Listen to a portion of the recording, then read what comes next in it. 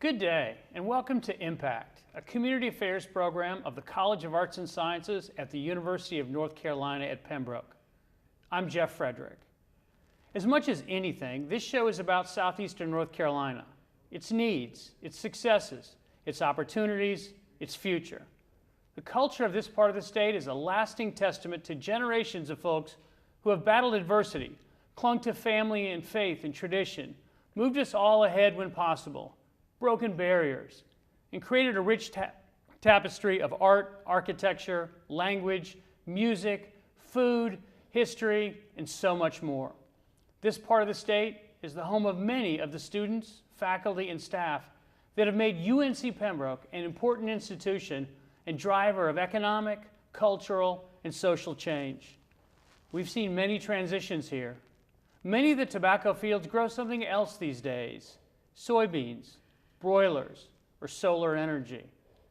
Some of the textile mills have closed, and the modern information economy and healthcare institutions are slowly taking their place. And UNC Pembroke has transitioned as well, as over 7,000 students have taken their place among our ranks in order to find their place in the future.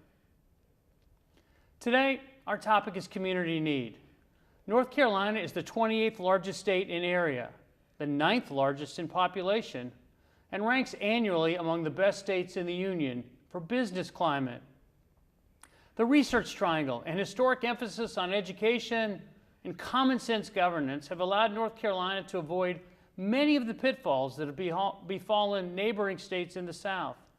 It's in the rare fraternity of states with both beaches and mountains. It's also the second largest rural state in the country, and about 6 out of every 10 towns in this state have less than 2,500 residents. This means challenges like access to health care and broadband and other factors can weigh heavily on growth and development. When this happens, people can fall through the cracks. In fact, North Carolina has the 12th highest rate of poverty, and while declining, remains troublingly high, especially in southeastern North Carolina, where many of the poorest counties in the state are located. Children, women, and racial minorities are particularly susceptible, and they are statistically more likely to be in poverty than any other demographic group. This makes educational attainment, health, food security, adequate housing, and 21st century skill acquisition particularly challenging in some cases. Robeson and Scotland counties suffer from persistent and durable conditions of poverty. When this happens, local agencies spring into action with clothing, food, security, and access to services that can make a difference. What are the best practices? How do people move from poverty to sustainability? And more to the point, how can any of us help? Our topic today is community need. And joining me are Drew Collier, Director of the Robeson County Church and Community Center, and Dalton Hoffer, Assistant Director of Student Engagement for the UNC Pembroke Office of Community and Civic Engagement. Welcome, gentlemen. Thank you for having us. Drew, tell me a little bit about the Church and Community Center. What do you all do? What's your mission? Well, the Church and Community Center has been serving Robeson County for about 50 years. We'll actually hit 50 years in the winter of 2019. We were started by the Bishop's Fund for Reconciliation, which is a ministry of the United Methodist Church, with an initial focus on racial reconciliation in Robeson County. From that point, we have expanded out to serving all the needs that we can find in the county.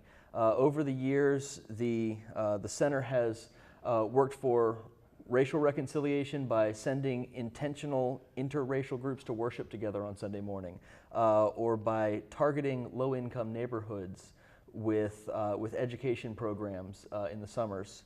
It has also started anonymous addictions groups and brought AA to Lumberton. It has started domestic violence counseling programs that still exist to this day as their own nonprofit organizations that help to assist the community. And today we are focusing on addressing emergency needs in the county. So we focus on addressing hunger through the largest food pantry in Robeson County. We focus on addressing the need of our youngest and eldest, those are our most vulnerable citizens, through medical supplies for senior adults and for babies, as well as durable medical goods. And we also focus on preventing homelessness and suffering through the direct payment of utility, mortgage, and rent bills for those who find themselves in a time of extreme emergency. So a really long history and a great tradition of filling a lot of different kinds of needs. And we're always looking for new needs to try to push back against. Dalton, tell me about what you all do. Yeah, so we're the Office for Community and Civic Engagement, and we provide meaningful opportunities for students to get involved in the community so they can become active and engaged citizens. So we offer three things. We offer co-curricular opportunities, which are service within the community with one of our community partners, such as the Church and Community Center. And then we also offer service learning courses with professors and instructors on campus where they can implement service opportunities in the course to help students learn better through more hands-on activity. And then the third is resources to make sure that our students are successful here at UNC Pembroke by offering them the Care Resource Center, which is our on-campus food pantry and professional clothing closet. Last year, the pantry saw over 2,500 visits. That's within the community and students. And we most recently started a homeless shelter for students in partnership with the Burnt Swamp Baptist Association. So we've housed about 15 students since that opened last year. So we're offering students a wide variety of opportunity, hopefully that they can give back to the community and be active and engaged. Both of you have really broad missions. You intersect and overlap with some of what you both do, and it sounds like you guys partner together from time to time. Tell me a little bit about how extensive the needs are in our community. Go ahead. Well, the need in Robeson County has been great for quite some time. I don't think that would be any surprise to anyone. And of course, we're all aware of the devastation of Hurricane Matthew 2 years ago that only brought to bear even greater need in Robeson County. We at the center see anywhere, depending on the year, from 35 to 45 helping interactions with individuals and families in the community each year. 35 to 45,000, I'm sorry, helping interactions. The need is vast, and one of the difficult things about Robeson County is that it is geographically so large that it's difficult to have a single entity or center that assists the population when the folks that we're working on helping might not be able to get to us. There's so much need and there's so much geography. Yes. And while you want to say, just come here and we'll give you help, not everybody can just come here. Exactly. Dalton, what about y'all? How extensive is the group of people that you serve? Yeah, so one of the things we tell our students is, 33% of our county is living in poverty. 18% of that are actually working. They're just not making enough money to live. So all of our opportunities that we do are to help those statistics that we preach on so much, such as trying to get students excited about reading by bringing them on campus and reading Dr. Seuss, to talking about our literacy rate, which 4 out of 10 adults in Robeson County struggle with reading. And then, the Care Resource Center is an opportunity for students to interact with those that are in poverty in our community that come on campus. And about half of our visits last year from the Care Resource Center were community patrons. This year, we actually are having to kind of change our model a little bit. So community patrons are allowed to come to the center, but they have to first go to a workshop focused on financial literacy that we've been working with the School of Business and some student groups to kind of put on for us. So hopefully we're educating our community members to get to a point where they won't need our assistance anymore, because food pantries are essentially a Band-Aid for an immediate need. So somebody comes into either of y'all's offices and needs some assistance. How do you and the other professionals and volunteers that work with you determine what's the best way to help with those needs? We try to keep up on best practices in the industry as far as identifying need and also providing assistance to our clients while also maintaining dignity. We do have to try to be good stewards of the resources that have been entrusted to us. And so we do have to set parameters and say we need to assist those who are the most vulnerable, because there are many in need, and those who are the most vulnerable are the ones that we need to focus our attention on. And so we have to identify, depending on the service, what is your level of need.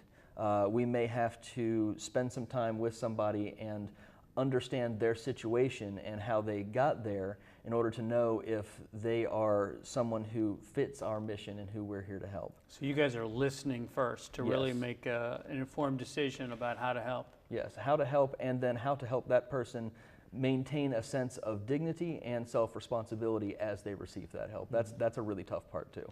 What about y'all, Dalton? Something similar? Yeah, very similar. I think for us, our main priority are students. Luckily for us, a lot of the students that we're seeing are probably from the local area. But we want to make sure that our students are fed, that they have a place to live, and ultimately that can lead to retention and student success. But as far as the community, I think we're looking at how can we help them not only with the immediate need of food, but now teaching them this is how you become financial literate. And then also working with our community partners such as the Church and Community Center or Sacred Pathways or local community partners that kind of have the same mission and the same work. So when we get donations, we all kind of talk to each other and spread the wealth a little bit. But we also know what types of foods and resources work best in certain locations. So college students aren't going to eat some of the same stuff that some of the community members might need. It takes a village to collaborate together and to find the best way to solve Yeah. particular problems. Very much so.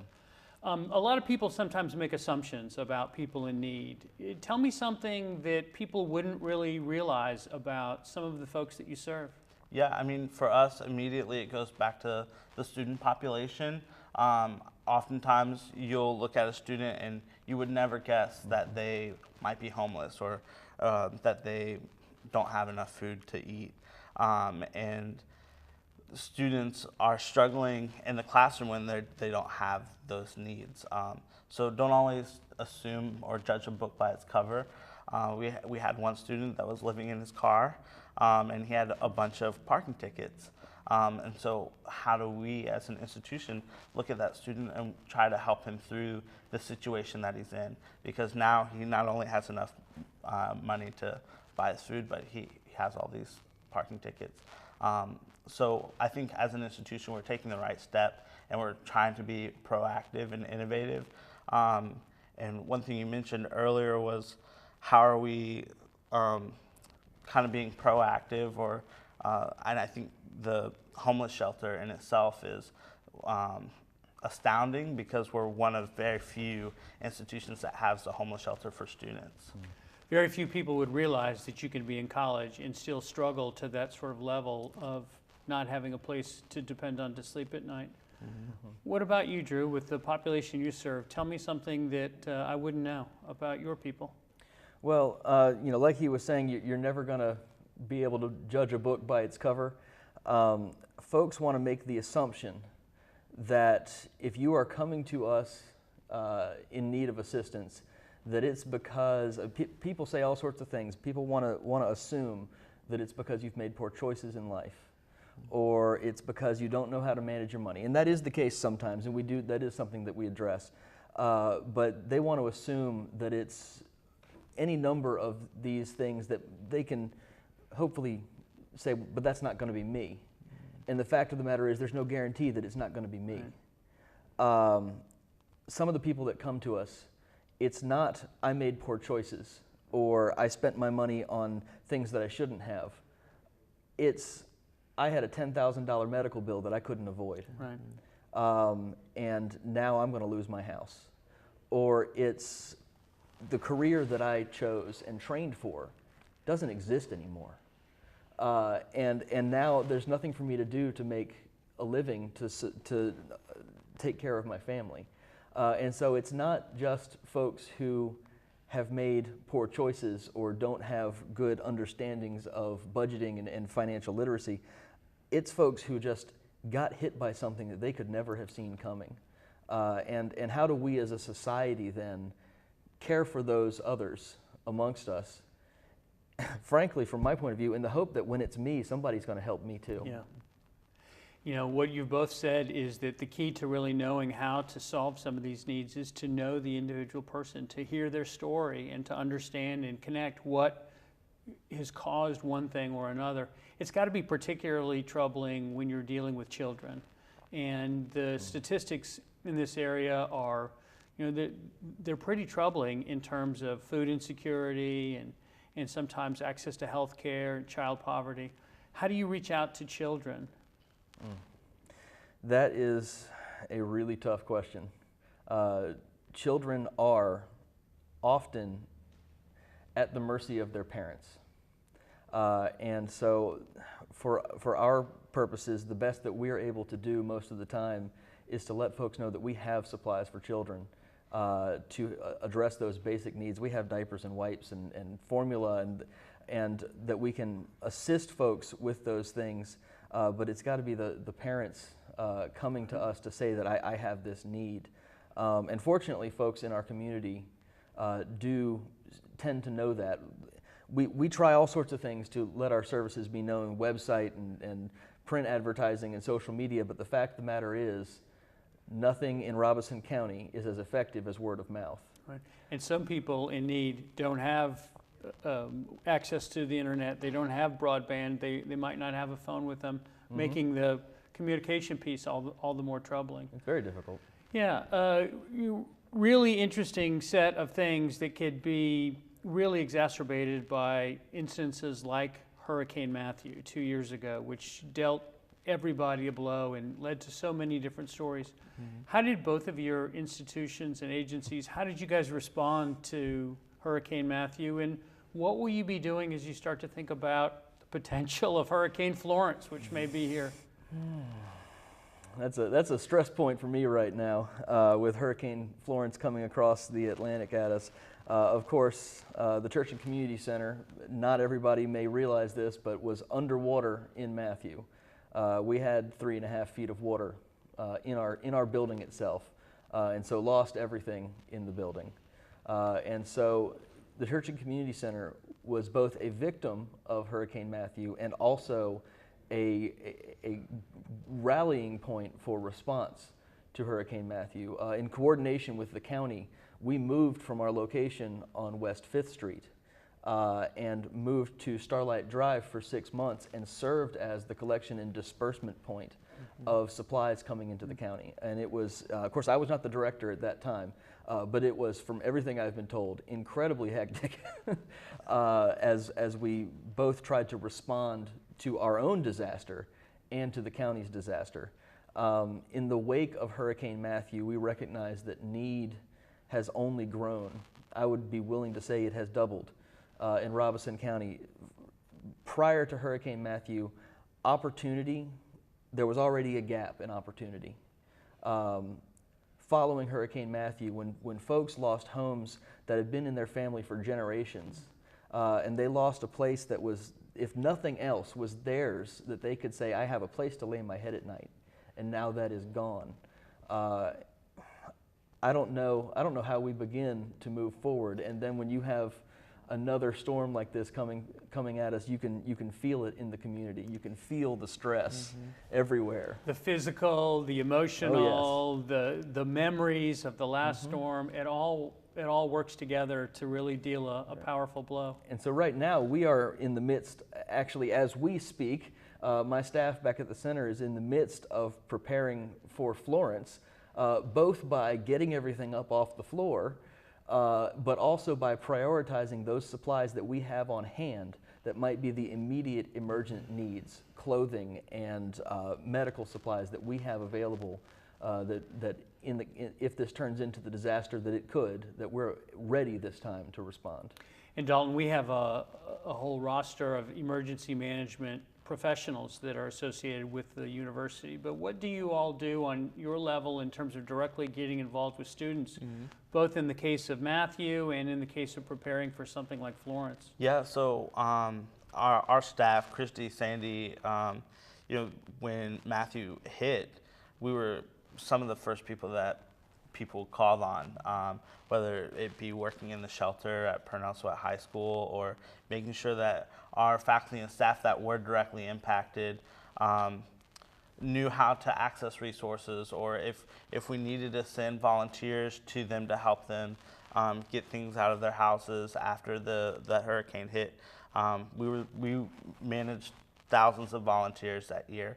And our students were vital to the community coming back, especially around here. We were sending students to clean out houses. We were sending students to the Church and Community Center. I was very much a part of that, and Darlene, and moving everything to the Starlight Drive location. And that entire year, that was our main focus. And we actually received an AmeriCorps Vista that solely focused on emergency relief, and we have plans, and we have some things kind of prioritized because of her work as an AmeriCorps Vista. Next, or tomorrow, we're creating emergency food bags for students that might need it for the upcoming hurricane. But just knowing kind of what steps to take now because of our past with Matthew, but knowing that we have the ability to utilize students in a way to make a difference in the community.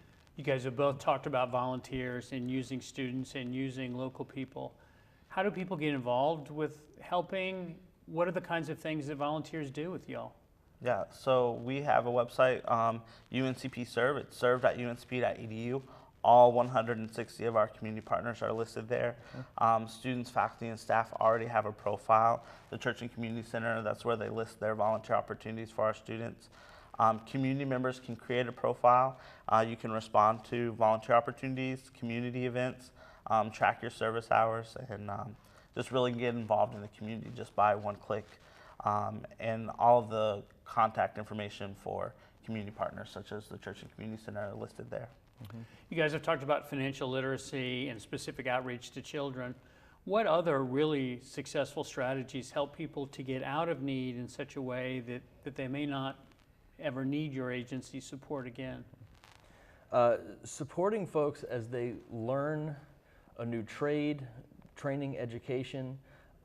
We've talked about financial literacy and the need to provide education in that direction. But another one of the big issues in Robeson County is education. And of course, UNCP is here helping to push that front forward, but that only helps if folks make it to that point.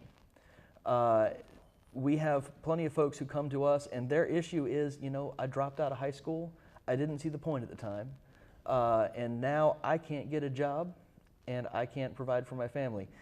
And so for some folks, that means getting back into school, get your GED or get your adult high school diploma, go get your associate's degree, come get your bachelor's degree. For some folks, it means getting hands-on trade training, where within 18 months they can get out into a new job. They can be, I tell you what, welding or plumbing or electrical or HVAC are in desperate need of good folks to do work and pay well. And that's one of the places that we try to encourage folks is to get that training, and we will make connections and help people get into school so that they can get that training and get to the point where they're sustaining themselves. So for some clients, it's a short-term problem. You need access to some food, you need some housing. For other students, for other people in need, you craft a longer-term response to get them the education or the training they need to permanently lift themselves up. Right, and so we do partner with admissions offices at UNCP and at RCC. I know people in both that I can call up and say, hey, I've got this person who needs to come see you.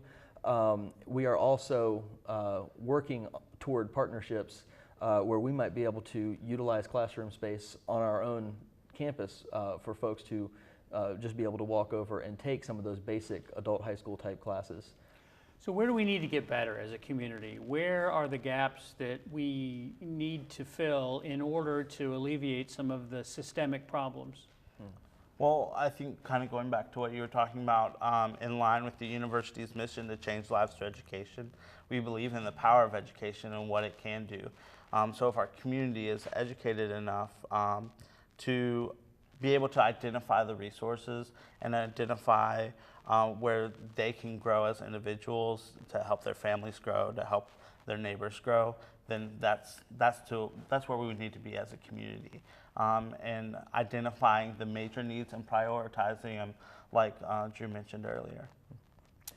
What would you like to see our community do next? What's the next step we need to take in order to take care of those who are struggling to take care of themselves? I would say that we really need to focus on how we address these basic root causes of the injustice that we see in society. You know, we at the center, you know, we address right now immediate need. Hunger through the food pantry and medical supplies and payments of mortgage. All those things are, as Dalton said earlier, he said, you know, food from the food pantry is a Band-Aid. And he's absolutely right. Food from the food pantry is a Band-Aid. It's not going to feed you next month. It's going to feed you right now. And so how do we start understanding the root causes, like lack of education, like medical emergencies and lack of access to affordable health care?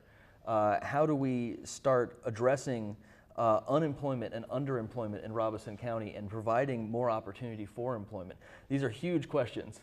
And I think the only way to respond is that all of us who are in this partnership together to serve our community need to work together in order to not reduplicate our efforts, but to create partnerships and alliances so that we can make a greater difference together than we can alone. Work together, communicate, collaborate, find common ground amongst all of us. Thank you both for joining me today, for giving us such great information. Thank you for the work that you do with your agencies. Thank you. And thank you all for joining us on Impact today.